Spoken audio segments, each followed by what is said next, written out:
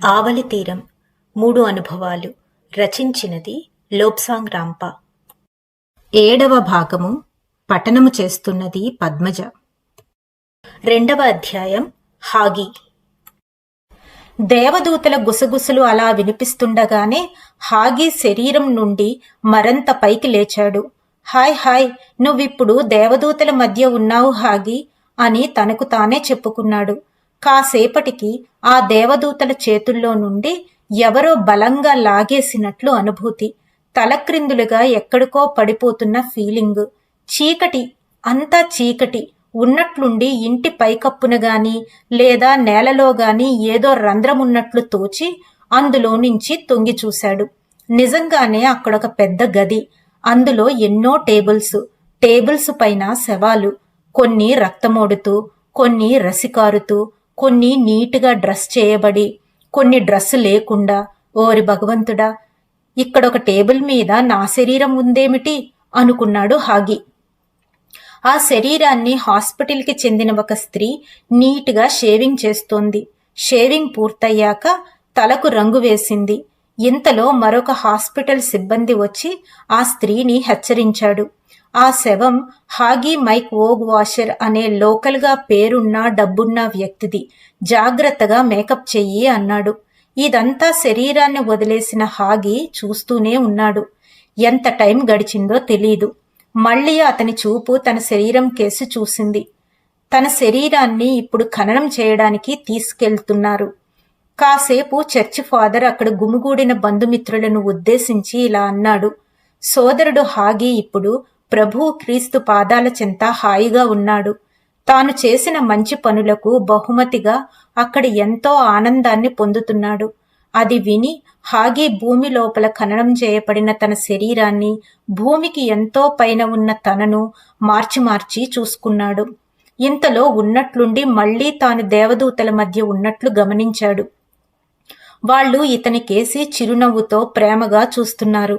అంతలోనే మళ్లీ చీకటిగా ఉన్న సొరంగం మార్గం గుండా ప్రయాణం చేయడం తెలుస్తోంది. ఉన్నట్లుండి ఆ చీకటిలో బంగారు కాంతి దూరంగా చిన్నగా మొదలై పెద్దదవుతూ మరింత శోభాయమానంగా కనిపించసాగింది. ఆ వెలుతురులో బంగారంతో చేసి ముత్యాలు పొదిగి ఉన్నట్లు పెద్ద గేటు.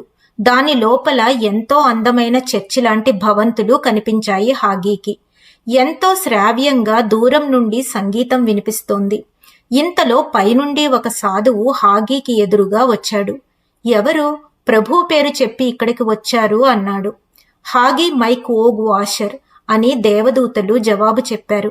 సాధువు హాగి కాసేపు ఒకరినొకరు చూసుకున్నాక హాగీని రికార్డింగ్ ఏంజల్ దగ్గరికి తీసుకుని వెళ్లమని సాధువు చెప్పారు. అంటే ఇలా వచ్చిన వారి వివరాలు అన్నీ చెక్ చేసి నోట్ చేసుకునే దేవదూత అన్నమాట. వెంటనే హాగీని ఇప్పటిదాకా తీసుకెళ్లిన దేవదూతలు హాగీతో సహా అక్కడి నుండి కదిలి రికార్డింగ్ ఏంజిల్ ఉన్న గది దగ్గరకు వచ్చారు. అక్కడ ఒక ముదుసలి సాధువు తెల్లటి పొడుగాటి గౌను, రెక్కలతో కూర్చొని ఉన్నాడు. అక్కడి నుండి ఇక్కడికి వచ్చేటప్పుడు హాగీ దారికి 2 వైపులా ఎందరో సాధువులు, మరెందరో తనలాంటి వాళ్లు సంగీతాన్ని పాడుకుంటూ ప్రాక్టీస్ చేస్తూ కనిపించారు. రికార్డింగ్ ఏంజల్ ఇతను చనిపోయిన తేదీ, ఎలా చనిపోయాడన్నది అడిగి తన దగ్గరున్న పుస్తకంలోని వివరాలకు సరిపోయాయా లేదో చూసుకుని ఓకే, మీరు ఇక చర్చికి వెళ్ళండి అన్నాడు. మళ్లీ హాగి, అతనిని వెంటబెట్టుకుని వచ్చిన దేవదూతలు కదిలారు చర్చి వైపు. మళ్లీ దారి పొడవునా రెక్కలల్లార్చుకుంటూ దేవదూతలు, క్రైస్తవ గీతాలు పాడుకుంటూ సాధువులు, వీరిని చూస్తూ పెద్ద చర్చిలోనికి నడిచాడు హాగి. అక్కడ హాలంతా దేవదూతలతో నిండిపోయి ఉంది. అక్కడ వినిపిస్తున్న సంగీతానికి అనుగుణంగా వాళ్ల రెక్కలు కదులుతున్నాయి. అలా ఎంతసేపో గడిచింది. కాసేపటికి సంగీతం ఆగిపోయింది. దేవదూతలు అంతా ఒక్కసారిగా ఎగిరి పైకి వెళ్లిపోయారు. తెల్లటి పావురాలు గుంపులుగా పైకి ఎగిరినట్లు అనిపించింది హాగీకి. అంత పెద్ద చర్చిలో ఒంటరిగా మిగిలిపోయాడు హాగి. అంతా అయోమయంగా ఉంది హాగీకి. ఇదేనా స్వర్గం? ఇదా స్వర్గం? 24 గంటలు రెక్కలల్లార్చుకుంటూ తిరగడము, పాటలు పాడుకోవడం తప్ప ఏముందిక్కడ? ఇది స్వర్గం అంటే నమ్మశక్యంగా లేదు. ఇదే స్వర్గం అయితే నిజంగా వేస్ట్. ఇలా అనుకున్నాడో లేదో హాగీకి పెద్ద శబ్దంతో ఒక ఉరుము మెరుపు కనిపించింది. ఇంతలో అతని వైపు చేతులు చాపి నవ్వుతూ అతని తండ్రి కనిపించాడు. హాగీ అబ్బాయ్, నువ్వింతవరకు నీ మతం నీకు నూరు పోసిన విధంగా స్వర్గం చూశావు, తెలుసుకున్నావు, అవునా? పర్వాలేదు, నేను కూడా నీకులాగా యూదు మత నమ్మకాలను అనుసరించే అనుభవాలను పొందాను. నీ భ్రమ తొలగిపోయింది కదా, రా అలా కూర్చొని మాట్లాడుకుందాం అంటూ తండ్రి కొడుకులు చాలా అందంగా ఉన్న ఒక పార్కు కేసి నడిచారు. హాగీ తండ్రిని, డాడీ, ఇదేనా స్వర్గం? కానీ యూదులకు స్వర్గంలో చోటుండదు కదా, మరి నువ్వెలా వచ్చావు అని అడిగాడు. దానికి అతని తండ్రి పెద్దగా నవ్వాడు.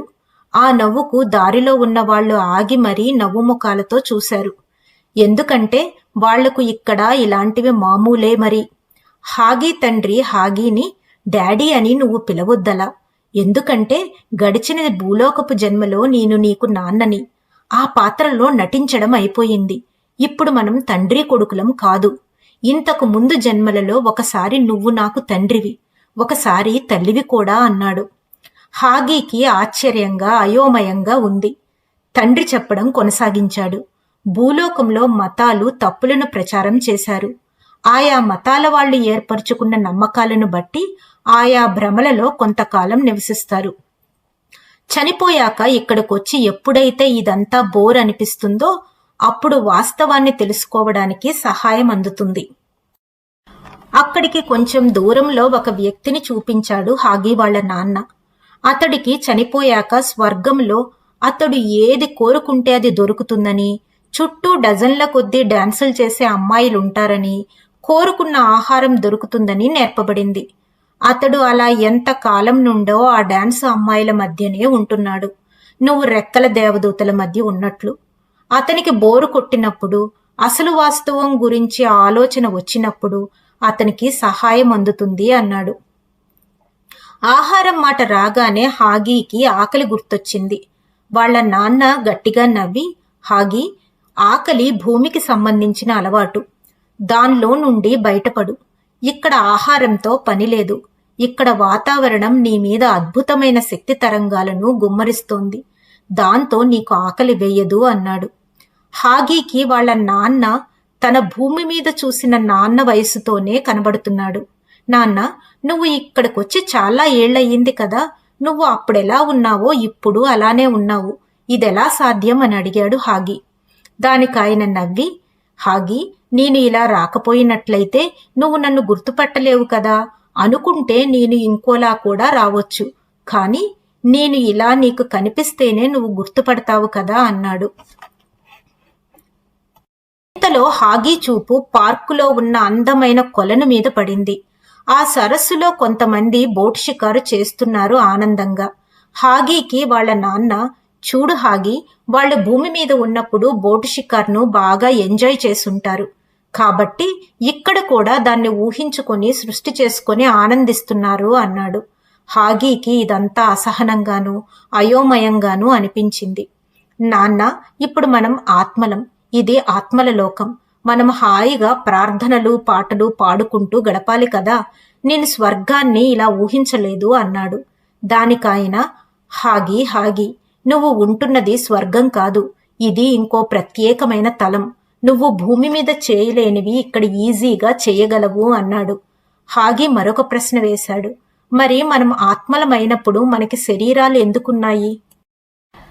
హాగీ వాళ్ల నాన్న నవ్వి, ఇప్పుడు నువ్వు భూమి మీద ప్రత్యక్షమైతే నిన్ను ఎవ్వరూ చూడలేరు. మనుషులు నీ గుండా దూసుకు వెళతారు, నువ్వు మనుషుల గుండా దూసుకు వెళతావు. ఎందుకంటే వారికి నీకు గల శక్తి తరంగాల తేడా వల్ల. ఇక్కడ నువ్వు నన్ను చూడగలుగుతున్నావు, ముట్టుకోగలవు. నీకు నాకు ఇక్కడ ఇంకొక రకమైన శరీరాలు ఉన్నాయి.